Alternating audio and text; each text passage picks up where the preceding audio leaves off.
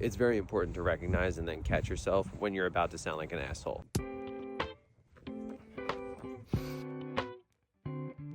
Now, in my videos, I've made no secret of the fact that I enjoy wine, and as does Karen. Today, we spent the afternoon at the New Jersey Wine Expo at Bell Works over in Homedale, New Jersey. Just a crazy looking place. I've made a video about that before. I'll link that below. And they hold all sorts of events there. Today was the New Jersey Wine Expo with wineries from around New Jersey. And so we went, did a little sampling, tried some wines from some producers we hadn't had before here in the Garden State. And I'll be honest, I'm not currently making the video that I set out to today. You see, I fully intended to make today's video about, despite the fact that there are, I don't know, probably 40 or 50 wineries around the state of New Jersey. In my humble opinion, there's 4 good ones. I realize that's a bit of a hot take. What are those 4 wineries, you might be asking? Well, wouldn't you like to know? I'm not going to tell you. You're just going to have to come here, try them all for yourself, and decide what you think is best. But of course, making an entire video about that kind of just makes me seem elitist or a little bit like a snob, and especially as it relates to the world of wine. There's no shortage of elitism and snobbery, so why do I really need to add to that? This ain't nothing of the fact that something that I may like may seem gross to somebody else and vice versa. And that's part of what makes wine a pretty cool thing to be into. There kind of is something for everybody. And it's also worth noting that the history of winemaking in New Jersey is relatively short compared to the rest of the United States and really the rest of the world. So it makes sense that there's a lot of swill out there. And then of course, as I was preparing to make this video, there was another voice in my head saying, you know, Brian, it's probably not a good idea to talk shit about people with whom you would happily trade places. Because here's the reality. I would absolutely love to be a winemaker making dog shit swill with the hopes that it one day becomes not swill, taking part in a craft that's hundreds if not thousands of years old, getting to sample the fruits of my labor and share it with others. That's a pretty enviable position to be in, if you ask me. Even if what you're making